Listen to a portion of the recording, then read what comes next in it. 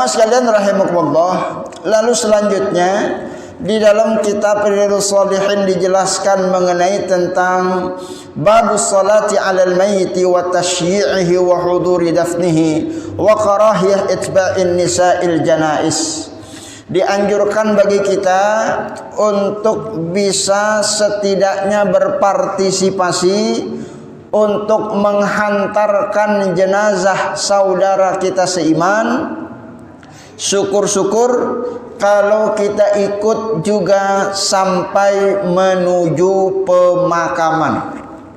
Ya, ini ada pahala khusus yang Allah janjikan bagi kita yang berkenan meluangkan waktu untuk mengiringi jenazah agar kita bisa mensolatkan jenazahnya.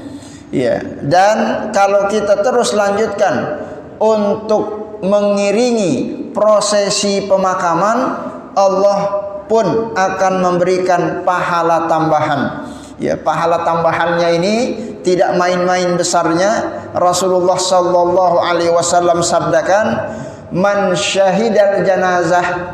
Siapa saja di antara kalian yang mempersaksikan seorang jenazah yang sudah wafat meninggal dunia, hatta yusolli, sampai dia berkenan untuk melaksanakan salat alaiha, kepada jenazah, falahu qirat, dia dapat pahala 1 qirat. Ya, pahalanya berapa? 1 qirat. Rasulullah lanjutkan sabdanya, faman syahida hatta tudfana falahu qiratan. Kalau dia lanjutkan habis sholat jenazah, dia ikut ngiringin menuju ke pemakaman, maka Allah akan kasih 2 qirat. Berapa pahalanya, Pak? 2 qirat. Qirat itu apa? Ada yang tahu qirat? Ya, para sahabat aja nggak tahu. Mereka pun tanya sama Rasulullah, ya Rasulullah, waman qiratan, apaan itu qirat ya Rasulullah? Rasulullah jelaskan, mislul jabalainil azimaini, yang namanya 2 qirat seperti 2 gunung yang sangat besar. Masya Allah, dikasih pahala setinggi gunung bagi orang yang ingin mensolatkan jenazah saudaranya seiman.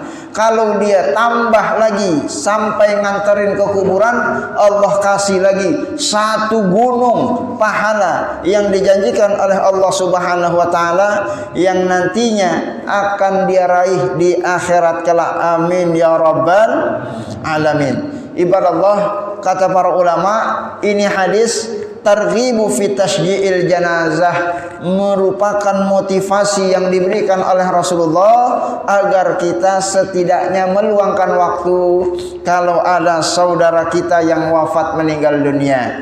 Sebab masing-masing kita kan tentu punya kesibukan masing-masing. Orang meninggal mungkin ada yang lagi ngantor, orang meninggal mungkin ada yang lagi dagang, orang meninggal masing-masing kita punya urusan. Tapi setidaknya kalau kita sempatkan waktu untuk mensolatkan jenazahnya, insya Allah Allah ganti dengan pahala 1 gunung yang besar yang akan Allah berikan sebagai kompensasi seorang tersebut yang telah meluangkan waktunya untuk saudaranya seiman, insyaallah taala. Ibadallah, hadisnya ini sahih, muttafaqun alaih, riwayat Imam Bukhari dan riwayat Imam Muslim, yang disabdakan oleh baginda Nabi Muhammad sallallahu alaihi wasallam dari sahabat yang bernama Abu Hurairah radhiyallahu anhu. Wa haza min furudil kifayah, dan karena saking besarnya pahala yang tadi dijanjikan oleh Rasulullah dan diperintahkan oleh baginda Nabi, maka hukumnya melaksanakan prosesi pensolatan jenazah dan menguburkan jenazah ini menjadi fardu kifayah. Jadi secara hukum fikih, hukumnya itu bukan cuman sunnah tapi fardu, namun fardunya kifayah. Itu artinya wajib bagi kita untuk mensolatkan jenazah dan menguburkan jenazah. Cuman wajibnya wajib kifayah, artinya wajib yang bisa dicukupi kalau sudah ada orang yang menghandle untuk melakukan hal tersebut. Kalau ada orang lain yang sudah melakukan, maka tidak lagi wajib hukumnya bagi kita yang belum melakukan.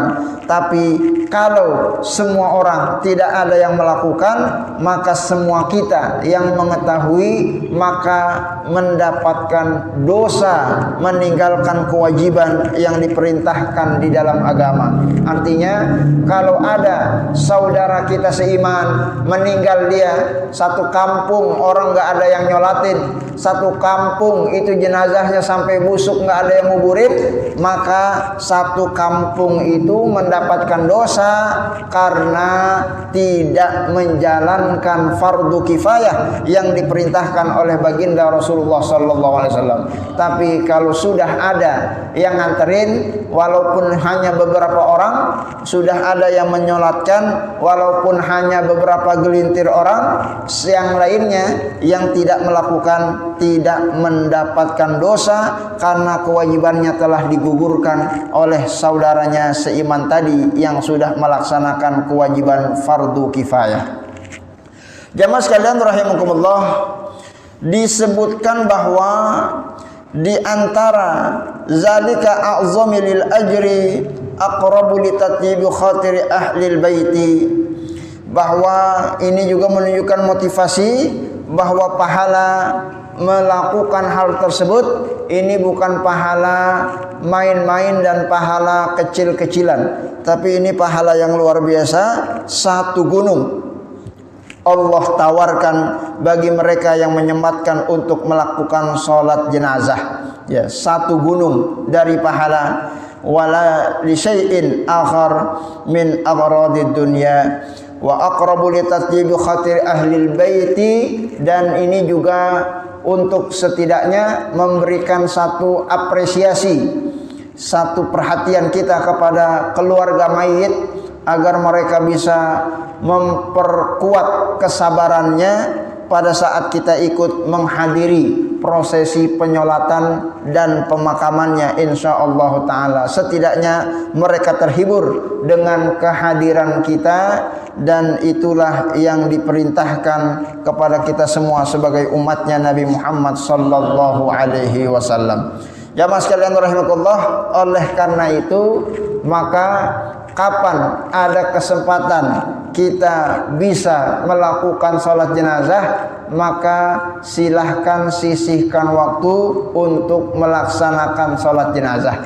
Ya, biasanya kalau jenazah itu dibawa ke masjid, biasanya itu dilaksanakan sholat setelah kita melaksanakan sholat berjamaah.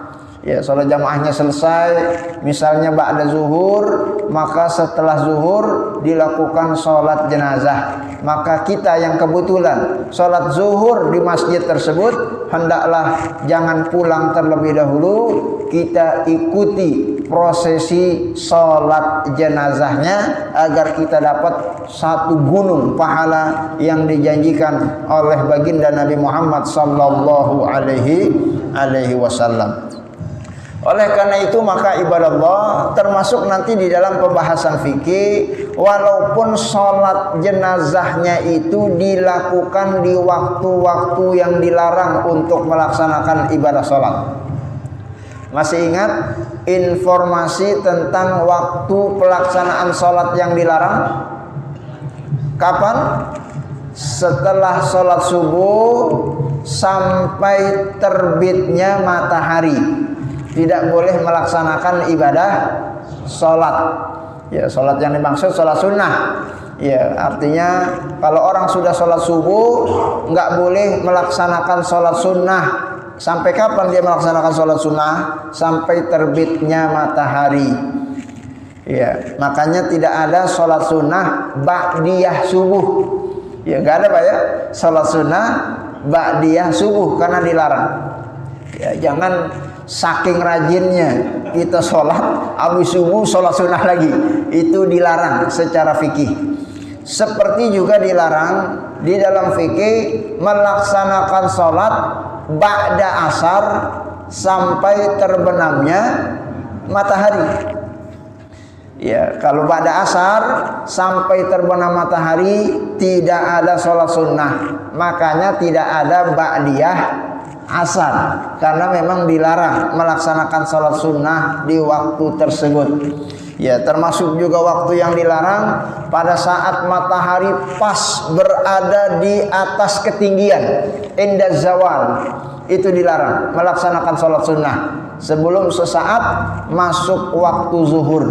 Ya, kalau sudah zuhur silahkan boleh sholat qobliyah zuhur, tapi kalau waktu zuhur belum masuk, matahari betul-betul berada di atas, itu dilarang untuk melaksanakan sholat sunnah, karena larangannya disabdakan oleh baginda Nabi Muhammad sallallahu alaihi wasallam. Akan tetapi di dalam mazhab Imam Syafi'i hal tersebut dikecualikan kalau sholatnya itu sholat yang memiliki zawil musabbabat, sholat yang ada sebabnya, zawil asbab, sholat yang ada sebabnya. Di antaranya adalah sebab kalau ada saudara kita yang akan mau dikuburkan karena sudah wafat meninggal dunia, sholat karena ada jenazah yang mau disolatkan, maka diperbolehkan kita sholat jenazah yang itu bukan sholat wajib, itu sholatnya sholat sunnah, sunnahnya sunnah muakkadah sampai kepada level fardu kifayah, maka diperbolehkan kita laksanakan walaupun di waktu-waktu yang dilarang. Artinya kalau mungkin nanti ada jenazah kita dibawa ke masjid ba'da asar, kita sudah sholat asar, maka kita boleh melakukan sholat jenazah walaupun waktunya setelah asar, meskipun setelah asar dilarang untuk melakukan sholat sunnah. Jadi suatu saat nanti ada jenazah yang dibawa ke masjid jam 5:30, matahari belum terbit, subuh udah lewat, kita sudah selesai melaksanakan sholat subuh, sementara matahari belum terbit, dilarang kita melaksanakan sholat sunnah. Tapi kalau ada jenazah yang ingin mau disolatkan, silahkan kita solatkan jenazahnya, karena ini sholat yang memiliki sebab. Dalam mazhab Imam Syafi'i, sholat yang memiliki sebab itu diperbolehkan untuk dilakukan kapanpun, dimanapun, walaupun di waktu-waktu yang dilarang. Ya, termasuk nih nanti di dalam pembahasan fikih dikiaskan dengan sholat-sholat yang lain, seperti misalnya sholat tahiyatul masjid.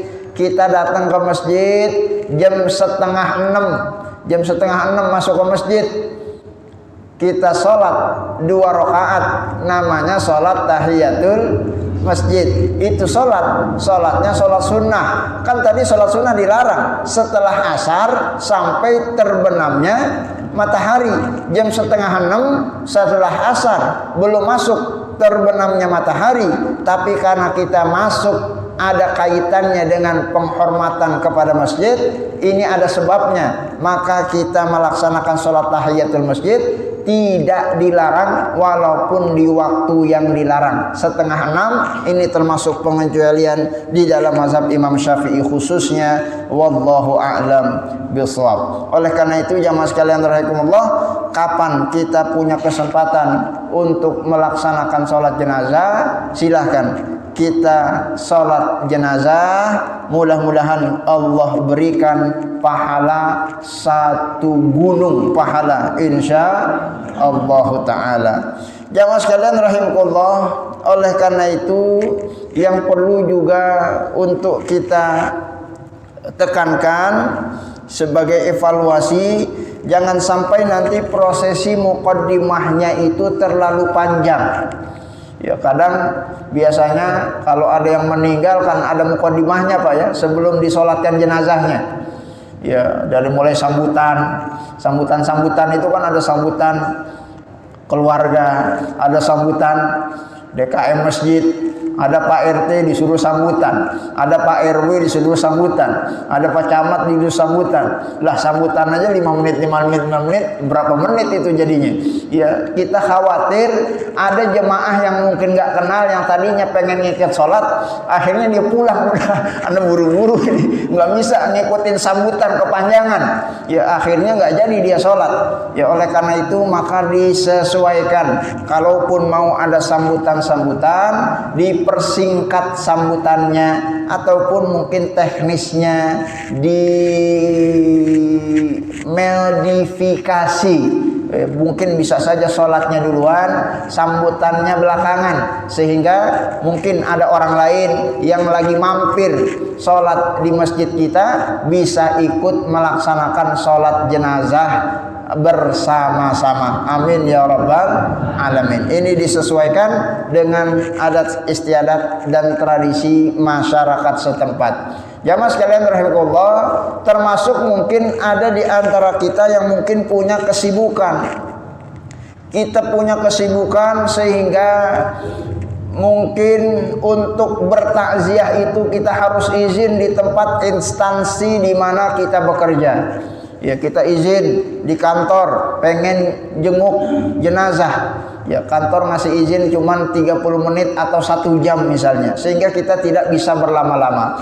Maka pada saat kita bertakziah, ini bisa saja kita lalu melaksanakan ibadah sholat di tempat tanpa kita nunggu untuk mensolatkan jenazah di masjid.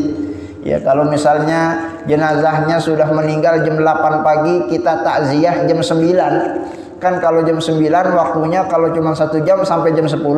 Kalau kita tungguin zuhur, ya ini kita ada kaitannya dengan izin di mana tempat kita bekerja, nggak boleh lama-lama. Maka silahkan saat kita bertakziah, kita sholatkan jenazah tersebut sendirian atau berjamaah bersama orang yang juga ingin mensolatkan, tanpa kita nungguin sholat zuhur untuk sholat jenazah berjamaah di masjid. Jadi boleh kita mensolatkan jenazah di tempat rumah duka, ya berjamaah bersama orang yang ingin berkenan untuk melaksanakannya, atau sendirian kita mensolatkan jenazahnya. Itu diperbolehkan biar kita tetap mendapat 1 qirat, 1 gunung pahala yang akan Allah berikan insyaallah taala.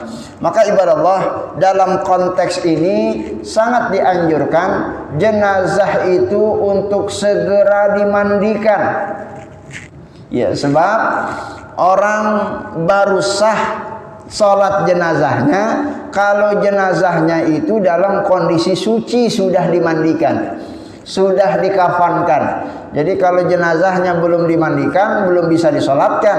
Makanya agar yang jenguk, orang yang sibuk tadi bisa melaksanakan sholat berjamaah di saat dia bertakziah, makanya keluarganya sudah mempersiapkan kalau bisa segera jenazah itu dimandikan. Jangan jenazahnya sudah lama meninggal, mandiinnya nungguin diulur-ulur waktunya, sehingga ada orang yang pengen mensolatkan jenazahnya tidak bisa karena jenazahnya belum dimandikan. Maka proses memandikan jenazah ini harus disegerakan. Untuk apa manfaatnya? Tadi manfaatnya, mungkin ada orang lain saudaranya yang gak sempet ikut sholat jenazah setelah zuhur, setidaknya dia bisa sholat secara mandiri atau berjamaah bersama koleganya, sehingga dia tetap mendapatkan pahala, dan tentu saja jenazahnya mendapatkan untayan doa dari apa yang dia bacakan di dalam doa-doa yang dia panjatkan kepada Allah di dalam sholat jenazahnya insyaallah taala.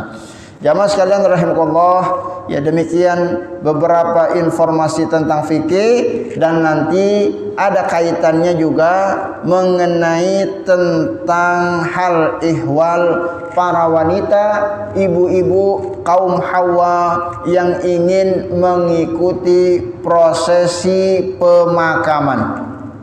Ya, khusus bagi perempuan, di dalam kitab Riyadhus Shalihin disebutkan satu hadis yang diceritakan oleh Ummi Atiyah radhiyallahu anha, nuhina an atba'il janais.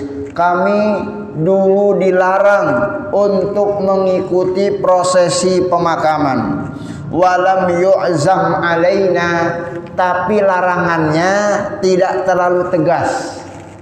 Ya, apa maksudnya? Dijelaskan dalam hadis ini, ma'nahu walam yushaddad fin nahyi kama yushaddadu fil muharramat. Larangannya tidak tegas sebagaimana larangan terhadap sesuatu yang haram. Maka kata para ulama, larangan wanita untuk menghadiri prosesi pemakaman itu adalah larangan yang sifatnya makruh. Sifatnya makruh, bukan haram. Sehingga secara umum karahiyah atba'in nisa al-janais, perempuan itu sebaiknya nggak usah ngikut ke kuburan, hukumnya makruh. Wa hadza qaulu jumhuril ulama, itu menurut mayoritas para ulama, hukumnya makruh. Ya, sebaiknya mereka di rumah saja membaca doa-doa, berzikir, bahkan mempersiapkan sesuatu yang mungkin bisa disiapkan buat nanti bapak-bapaknya setelah pulang dari prosesi pemakaman. Jamaah sekalian rahimakumullah, kenapa makruh?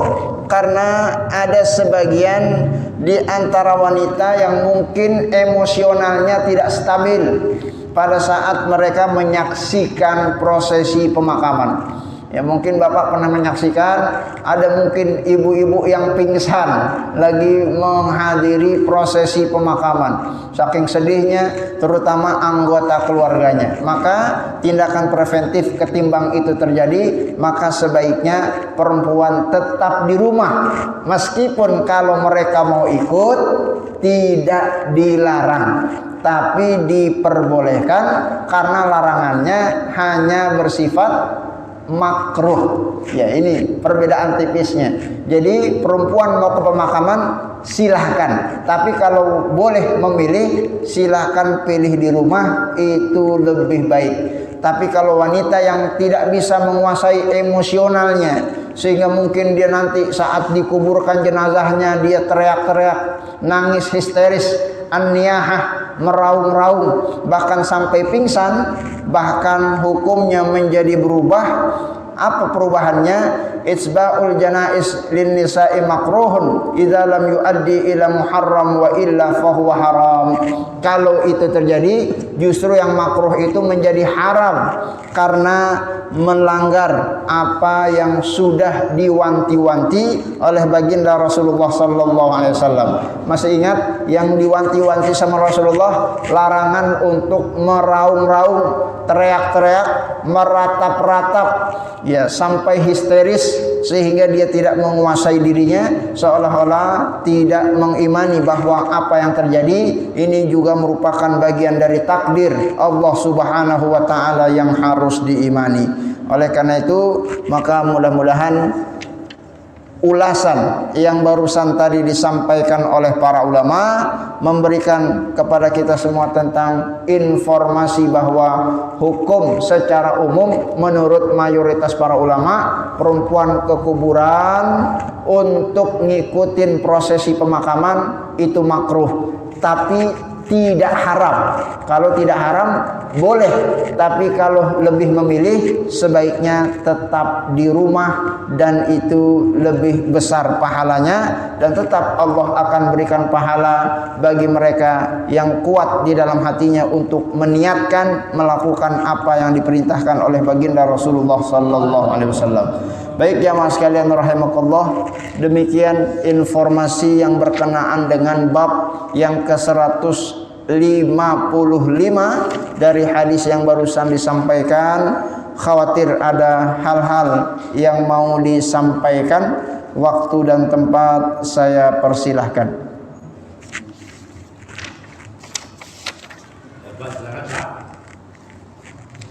Baik, ada pertanyaan?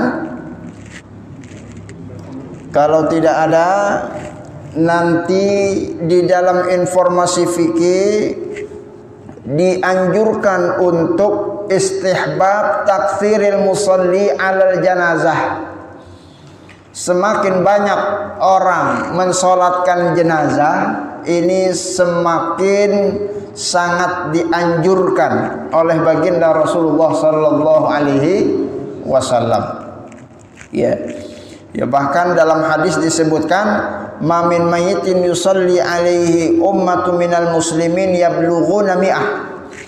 Ya, syukur-syukur kalau sampai jumlah jamaahnya itu ada 100 orang. Ya, Masya Allah, 100 orang.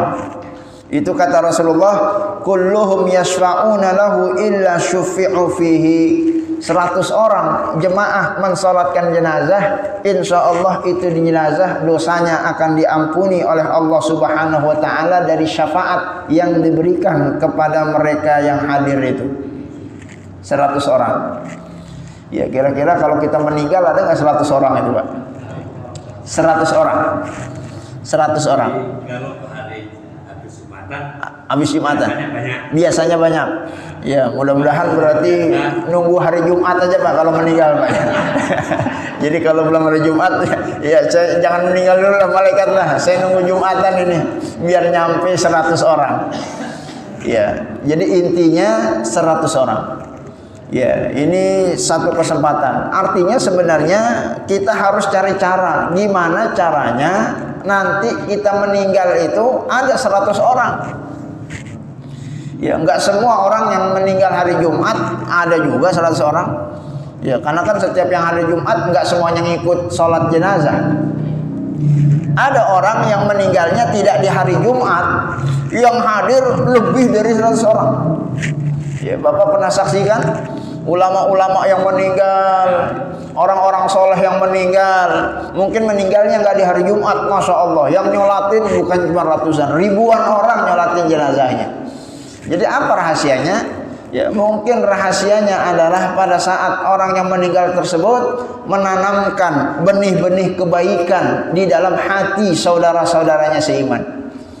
Ya, kalau orang punya jasa di dalam kehidupan kita, teman CS kita, orang yang sering bantu kita, kalau dia meninggal, datang nggak kira-kira kita, Pak?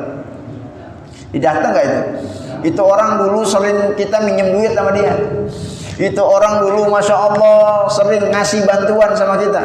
Itu orang Masya Allah banyak banget jasanya sama kita. Itu orang selama hidupnya berteman kita sama dia nggak pernah nyakitin diri kita. Meninggal itu orang, datang nggak kira-kira kita Pak? Insya Allah datang. Tapi kalau sebaliknya, Masya Allah, ada orang kalau ngomong nyakitin, minjem duit nggak pernah dikasih, boro-boro ngasih dan lain sebagainya. Ya berantem aja kerjaannya, debat sana, debat sini. Kira-kira kalau itu orang meninggal, datang nggak kira-kira? Ya, ini setidaknya begitulah manusia sama sepertinya. Orang akan memperlakukan kita sebagaimana kita memperlakukan orang lain. Maka kalau ingin jenazah kita banyak orang mensolatkan jenazah kita, maka setidaknya jangan perbanyak musuh, jaga omongan, jangan menyakiti, seringkali membantu, menebarkan kebaikan ke siapapun, kemanapun, ke sahabat kita, ke teman kita, ke saudara kita, ke orang-orang yang ada di sekeliling kita. Insya Allah kalau kita banyak jasanya pada orang lain, mau hari apa kita meninggal, insya Allah mudah-mudahan mereka berkenan hadir untuk menghadiri pensolatan jenazah kita, sehingga jumlah jamaah yang sholat di belakang kita mudah-mudahan lebih dari 100 orang. Amin ya rabbal alamin. Ya, sebab ibadah Allah 100 orang ini sih sebenarnya bukan jumlah. Sebab nanti dalam hadis lain ada Rasulullah sabdakan jumlahnya itu lebih dari 40 orang. Lebih sedikit lagi, 40 orang. Cuman 40 orangnya arba'una rajulan la yusyrikuna billahi syai'a. 40 orang beriman yang berkualitas, yang tidak pernah mempersekutukan Allah Subhanahu wa taala. Ya, 40 orang beriman yang betul-betul imannya. Kalau sampai itu hadir mereka mensolatkan jenazah kita, orang-orang soleh yang hadir. Yang hadir itu yang biasa sholat di masjid, yang hadir itu yang biasa tahlilan, yang hadir itu yang biasa baca Yasin, baca Al-Kahfi tiap hari Jumat, yang hadir itu biasa orang yang sedekah, yang hadir itu orang yang biasa menghatamkan Quran, yang hadir itu bukan sembarangan orang, orang-orang soleh yang hadir. Kata Rasulullah sallallahu alaihi wasallam, insyaallah orang tersebut syafa'allahu fihi, Allah akan berikan syafaat kepada jenazah yang wafat meninggal dunia. Amin ya rabbal alamin. Pada intinya jamaah sekalian rahimakumullah, semakin banyak jenazah yang kita salatkan, ya, saya ulangi, semakin banyak jumlah jamaah yang menghadiri prosesi pensolatan jenazah yang bersangkutan, itu sedikit banyak akan bermanfaat bagi jenazah yang bersangkutan insyaallah taala. Mudah-mudahan jenazah-jenazah kita semuanya insyaallah di hari-hari ke depan dihadiri oleh saudara kita seiman insyaallah taala. Oleh karena itu, sebelum kita menjadi jenazah, maka sempatkanlah diri kita untuk mensolatkan jenazah. Ini hukum kausalitas berlaku. Kalau kita berupaya untuk mensolatkan jenazah, mudah-mudahan nanti pada saat kita menjadi jenazah, orang lain pun akan menyempatkan untuk mensolatkan jenazah kita. Amin ya rabbal alamin. Hadanallahu wa iyyakum ajma'in, billahi taufiq wal hidayah, wallahul muwaffiq ila aqwamit thoriq. Kurang lebih mohon maaf apabila ada hal yang kurang berkenan dalam penyampaian, karena waktu kita sudah menunjukkan waktu isya. Wallahul muwaffiq ila aqwamit thoriq. Wassalamualaikum warahmatullahi wabarakatuh.